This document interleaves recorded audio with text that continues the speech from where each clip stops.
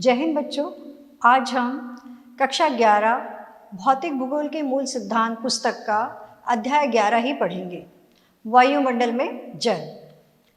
बच्चों, आप सभी जानते हैं कि हवा में जल वाष्प मौजूद होती है। अपनी आंखों से भी देखते हैं, कई बार हम घर में पानी गर्म करते हैं तो देखते हैं हवा में भी जल वाष्प होती है और वायुमंडल में तो होती है। इसमें वायुमंडल के आयतन में 0 से लेकर 4% तक की जल वाष्प में भिन्नता पाई जाती है।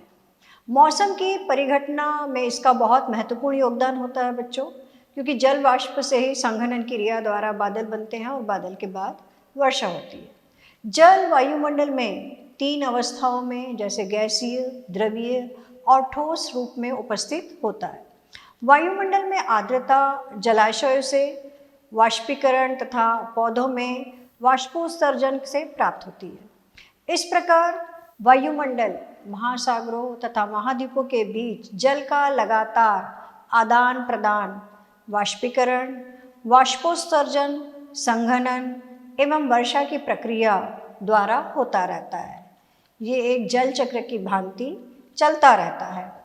हवा में मौजूद जल वाष्प को ही बच्चों आर्द्रता कहते हैं और इस आर्द्रता का हम बहुत अच्छा एक उदाहरण आप सभी जानते हैं कि वर्षा ऋतु में हमारे कपड़े देर से सूखते हैं, जबकि गर्मी में हमारे कपड़े जल्दी सूख जाते हैं।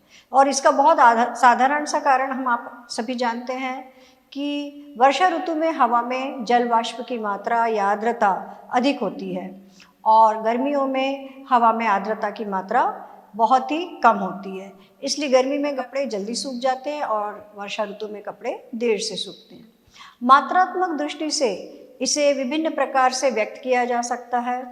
वायुमंडल में मौजूद जल वाष्प की वास्तविक मात्रा को निरपेक्ष आर्द्रता कहा जाता है। यह हवा के प्रति इकाई आयतन में जल वाष्प का वजन है। इसे ग्राम प्रति घन मीटर के रूप में व्यक्त किया जाता है। हवा द्वारा जल वाष्प को ग्रहण करने की क्षमता पूरी तरह से तापमान पर ही निर्भर होती है। जहाँ अधिक तापमान होगा तो आर्द्रता की मात्रा कम होगी, जहाँ कम तापमान होगा आर्द्रता की मात्रा अधिक होगी। निरपेक्ष आर्द्रता पृथ्वी की सतह पर अलग अलग स्थानों में अलग अलग होती है। वायुमंडल में मौजूद आर्द्रता के प्रतिशत को सापेक्ष आर्द्रता कहा जाता है। हवा के तापमान के बदलने के साथ ही आर्द्रता को ग्रहण करने की क्षमता बढ़ती है तथा सापेक्ष आर्द्रता भी प्रभावित होती है। यह महासागरों के ऊपर सबसे अधिक तथा महाद्वीपों के ऊपर सबसे कम होती है, क्योंकि महाद्वीप और महासागरों के तापमान में हमेशा अंतर पाया जाता है या भिन्नता पाई जाती है। एक निश्चित तापमान पर जल वाष्प से पूरी तरह हवा को संतृप्त कहा जा सकता है। इसका मतलब यह है कि हवा इस स्थिति में दिए गए तापमान पर और अधिक आर्द्रता को ग्रहण करने में सक्षम नहीं है। हवा के दिए गए प्रतिदर्श में जिस तापमान पर संतृप्त आती है उसे हम उषांक बिंदु या उषांक कहते हैं। वाष्पीकरण तथा संघनन। वायुमंडल में जल वाष्प की मात्रा वाष्पीकरण तथा संघनन के कारण क्रमशः घटती बढ़ती रहती है। वाष्पीकरण वह क्रिया है जिसके द्वारा जल द्रव से गैसीय अवस्था में परिवर्तित होता है। वाष्पीकरण का मुख्य कारण ताप है। जिस तापमान पर जल वाष्पीकरण शुरू होता है उसे हम वाष्पीकरण की गुप्त ऊष्मा कहते हैं। इसके लिए बहुत अच्छा उदाहरण है बच्चों कि आप देखिए, जब हम घर में पानी गर्म करते हैं तो पानी गर्म करने के बाद उसमें से भाप निकलने लगती है, लेकिन हमें अभी गर्म पानी का उपयोग नहीं करना है तो हम उस पर ढक्कन ढाक देते हैं और जब ज़रूरत होती है तो जब हम ढक्कन हटाते हैं तो तब तक जो हवा में आर्द्रता थी वो भाप बनकर पानी में परिवर्तित हो गई। मतलब देखो, 3 अवस्था तो हमने यहीं देखी। पहले पानी था, फिर गैस में परिवर्तित हुआ और फिर पानी की बूंदों में, क्योंकि ढक्कन पर पानी की बूंदें जो है वो केंद्रित हो जाती है। हवा के अंश में जल को अवशोषित करने एवं धारण रखने की क्षमता तापमान में वृद्धि के साथ बढ़ती जाती है। उसी प्रकार यदि आर्द्रता कम है तो हवा में नमी को अवशोषित करने तथा धारण करने की क्षमता होती है। हवा की गति संतृप्त परत के द्वारा हटा देती है। इस प्रकार हम देखते हैं कि हवा की गति जितनी तीव्र होती है, वाष्पीकरण उतना ही तीव्र होता है। जल वाष्प का जल के रूप में बदलना संघनन कहलाता है। ऊष्मा का हास्य ही संघनन का कारण होता है। जब आर्द्रता या आर्द्र हवा ठंडी होती है, तब उसमें जल वाष्प की धारण रखने की क्षमता समाप्त हो जाती है और इसीलिए वो पानी के बूंदों के रूप में गिरने के लिए भारी होकर गिरने लगती है। तब अतिरिक्त जल वाष्प द्रव में संघनित हो जाता है और जब यह सीधे ठोस रूप में परिवर्तित होते हैं तो उसे ऊर्ध्वपातन कहते हैं, मतलब वो बर्फ के रूप में गिरने लगता है। स्वतंत्र हवा में छोटे छोटे कणों के चारों ओर ठंडा होने के कारण संघनन होता है। तब इन छोटे छोटे कणों को संघनन केंद्रक कहा जाता है। खासकर धूल, धुआं तथा महासागरों के नमक के कण अच्छे केंद्रक होते हैं क्योंकि वे पानी को अवशोषित करते हैं। संघनन उस अवस्था में भी होता है जब आर्द्रता या आर्द्र हवा कुछ ठंडी वस्तुओं के संपर्क में आ जाती है तथा उस समय भी हो सकता है जब तापमान उष्मांक के बिंदु के बिल्कुल नज़दीक हो। इस प्रकार संघनन ठंडा होने की मात्रा तथा हवा के सापेक्ष आर्द्रता पर निर्भर होता है। संघनन हवा के आयतन, ताप, दाब तथा आर्द्रता से प्रभावित होता है। संघनन तब होता है बच्चों जब वायु का आयतन नियत हो एवं तापमान उष्मांक तक गिर जाए। दूसरा परिस्थिति होती है वायु का आयतन तथा तापमान दोनों ही कम हो जाए। तीसरी स्थिति होती है कि वाष्पीकरण द्वारा वायु में और अधिक जल वाष्प प्रविष्ट हो जाए। फिर भी हवा के तापमान में कमी संघनन के लिए सबसे अच्छी अवस्था होती है। संघनन के बाद वायुमंडल की जल वाष्प या आर्द्रता निम्नलिखित में से एक रूप में परिवर्तित हो जाती है, या तो ओस, कोहरा और तुषार एवं बादलों की स्थिति एवं तापमान के आधार पर संघनन के प्रकार को वर्गीकृत किया जा सकता है। संघनन तब होता है जब उष्मांक जमाव बिंदु से नीचे होता है तथा तब भी संभव है जब उष्मांक जमाव बिंदु से ऊपर होता है। इसका सबसे पहला रूप है ओस। जब आर्द्रता धरातल के ऊपर हवा में संघनन केंद्रकों को पर संघनित न होकर ठोस वस्तु जैसे पत्थर, घास तथा पौधों की पत्तियों की ठंडी सतहों पर पानी की बूंदों के रूप में जमा होती है, तब इसे हम ओस के नाम से जानते हैं। इसके बनने के लिए सबसे उपयुक्त दशाएं साफ आकाश, शांत हवा, उच्च सापेक्ष आर्द्रता तथा ठंडी एवं लंबी रातें हैं। ओस के बनने के लिए यह आवश्यक है कि उष्मांक जमाव बिंदु से ऊपर हो। दूसरी है तुषार। तुषार ठंडी सतहों पर बनता है जब संघनन तापमान के जमाव बिंदु से नीचे अर्थात 0 डिग्री सेंटीग्रेड चले जाने पर होता है, अर्थात उष्मांक जमाव बिंदु पर या उसके नीचे होता है, तो अतिरिक्त नमी पानी की बूंदों की बजाय छोटे छोटे बर्फ के रवों के रूप में जमा होती है। उजले तुषार के बनने की सबसे उपयुक्त अवस्था ओस के बनने की अवस्थाओं के समान है।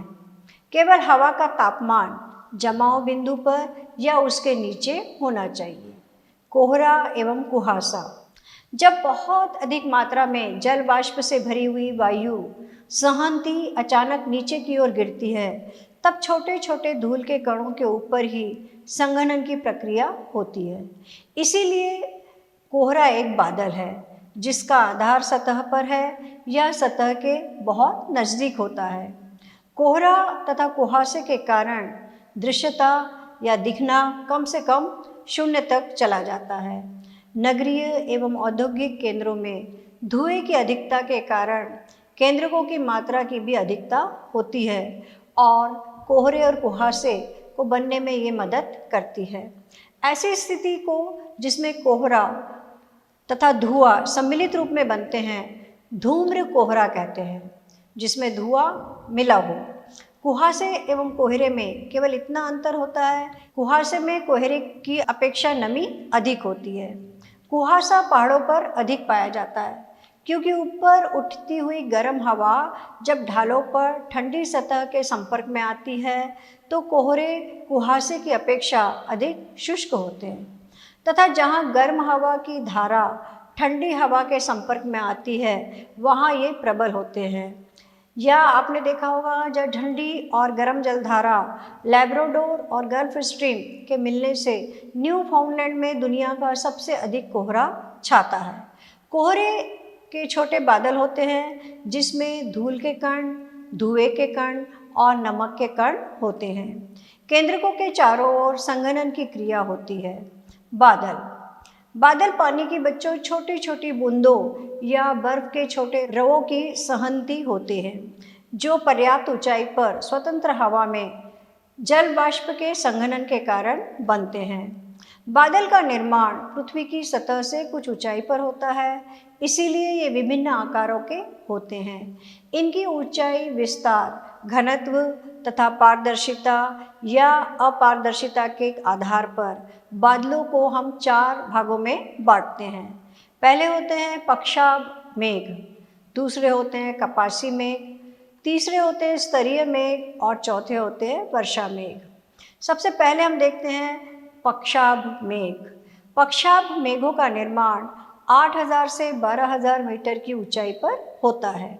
ये पतले तथा बिखरे हुए बादल होते हैं जो पंख के समान प्रतीत होते हैं। ये हमेशा सफ़ेद रंग के ही होते हैं।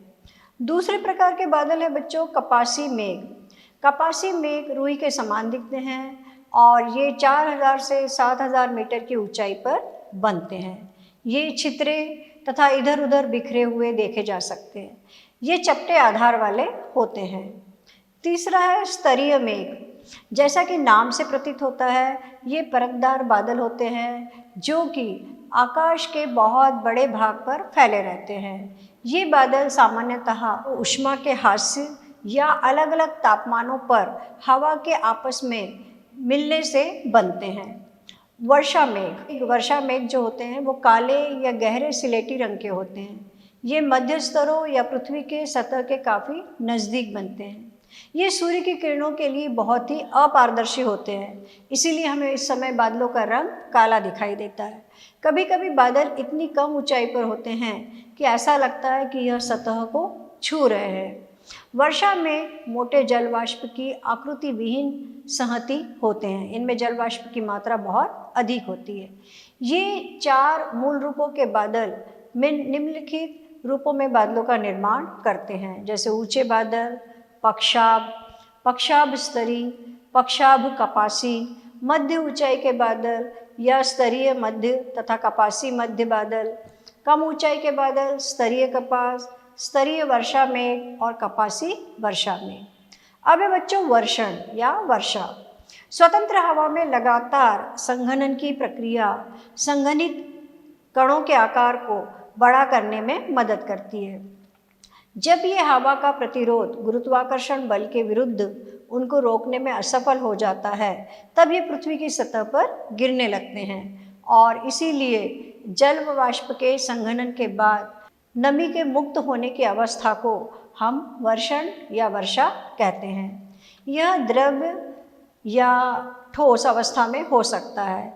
वर्षण जब पानी के रूप में होता है तो हम उसे वर्षा कहते हैं।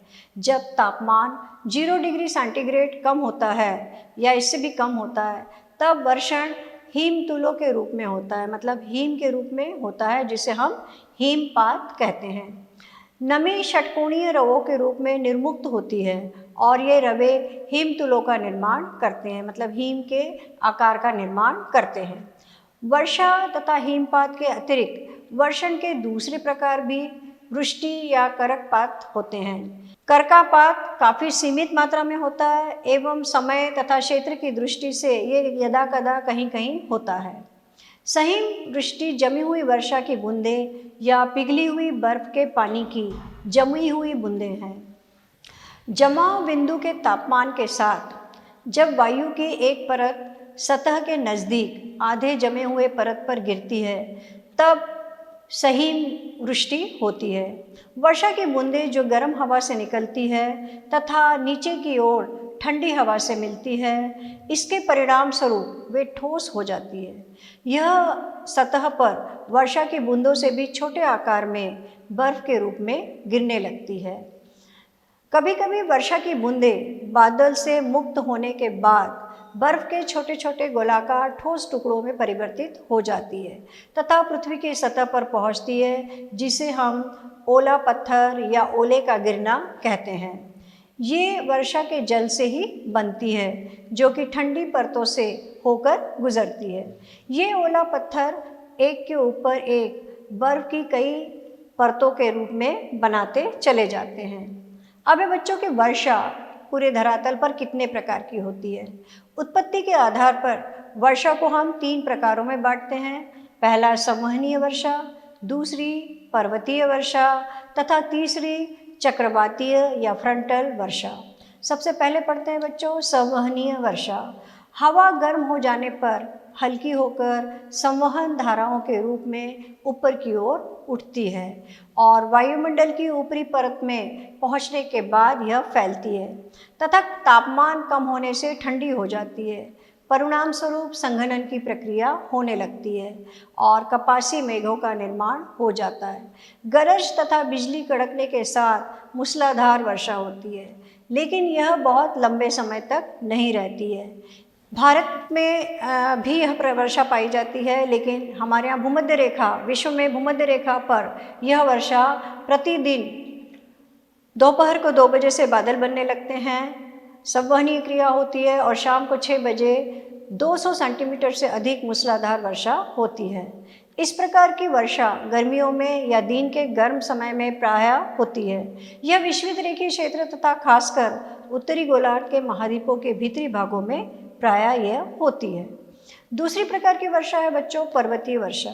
यह एक संतृप्त वायु की सहनती पर्वतीय ढाल पर आती है, तब यह ऊपर उठने के लिए बाध्य हो जाती है तथा जैसे ही ये ऊपर की ओर उठती है तो ये फैल जाती है, जिससे तापमान कम हो जाता है तथा आर्द्रता संघनित हो जाती है। इस प्रकार की वर्षा का मुख्य गुण है पवनाभिमुख ढाल पर सबसे अधिक वर्षा होती है। मतलब जहाँ पे भी पर्वत होते हैं उनके सामने वाले हिस्से में तो वर्षा अधिक होती है, लेकिन पृष्ठ प्रदेश में वर्षा की मात्रा नहीं होती है। और भारत इसका सबसे अच्छा उदाहरण है बच्चों कि दक्षिणी पूर्वी मानसून पवनें जब उठती है और जब ये आर्द्रता से भरी होती है तो हिमालय पर्वत से टकराती है, लेकिन हिमालय के पीछे ये नहीं जा पाती क्योंकि हिमालय की ऊंचाई बहुत अधिक है।